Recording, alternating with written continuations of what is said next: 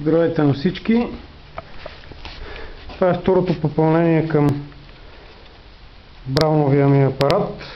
Това е втора клетка, която се включва към него и количеството на оксиводород практически се увеличава почти двойно при по-ниска консумация на електричество. Консумацията е около 3 кВт някъде.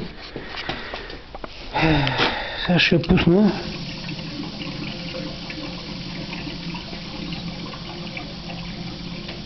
Сега са включени и двете клетки, работят.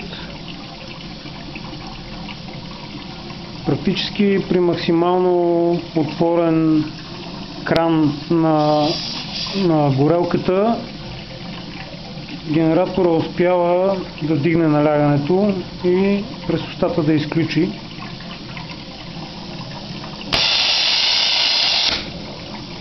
Малко ще намаля, че е много силно налягането.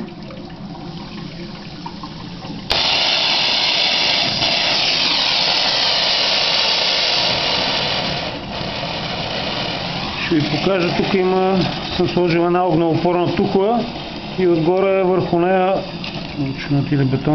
върху нея парче керамична плочка, която ще заваря.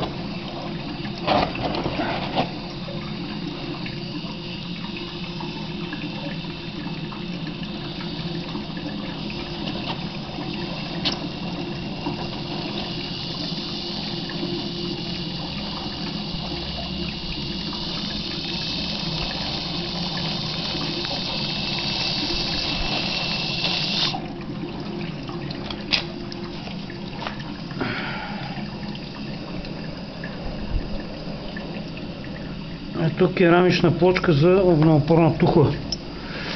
Тук имаме, съм сложил съм една ламарина, на която преди съм заварявал медна тръба, различни болтове и материали. Ще ви покажа как прави срезове.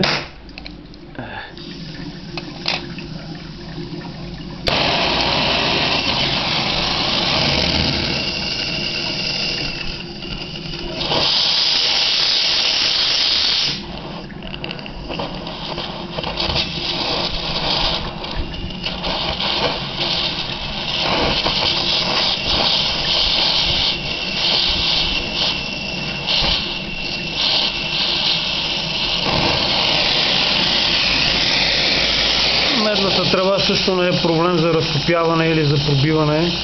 Медта, всякакъв един материал бива разтопен.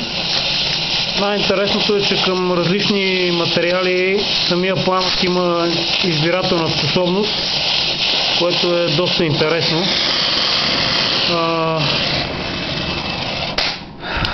Общо взето, горелката може да се използва практически за всичко, както и самия апарат. При тази консумация на енергия, която консумира в импулса режим, е доста интересен. 3 кВт за над 1 кубичен метър газ на час. Практически няма как да го измеря. До толкова са ми възможностите. Благодаря за вниманието.